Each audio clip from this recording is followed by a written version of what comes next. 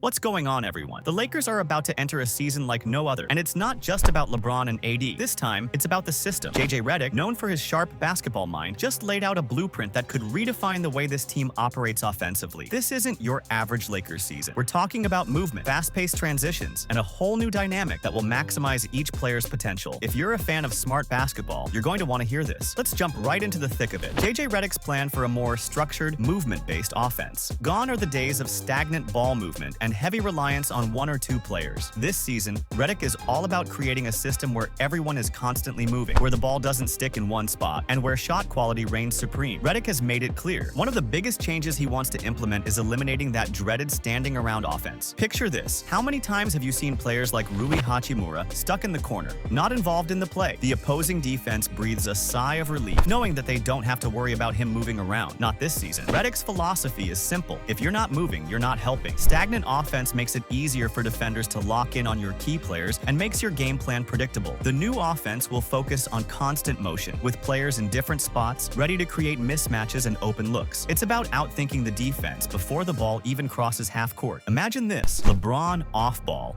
ready to strike, while Austin Reeves and D'Angelo Russell are cutting and screening. Suddenly, everyone becomes a threat, and the defense has to chase players around the court, not just wait for an isolation play. One of the most critical elements of this new system is balancing inside-outside play. Redick talked about how the Lakers will aim to create more paint touches, which is crucial when you have dominant inside players like LeBron and Anthony Davis. Getting the ball inside will collapse the defense, opening up shooters on the perimeter. Speaking of perimeter shooting, it's clear that Redick wants to make three-point shooting a bigger part of the offense. The Lakers have several players who can knock down shots from deep, and with better ball movement, those opportunities will come more frequently. Last season, the team struggled to create open threes because of poor spacing and predictability. Redick is determined to change that. He wants a free-flowing offense where everyone gets involved, leading to high-percentage shots from beyond the arc. Remember, the Lakers are no longer a team that relies solely on LeBron and AD. You have 4 guys on the roster capable of hitting 40% or more from three-point range. Austin Reeves, who had a bit of a down year shooting-wise, is poised to bounce back. LeBron, when he's in rhythm, can still knock down shots from deep. And don't forget about D'Angelo Russell or Rui Hachimura. This is a squad that can stretch the floor,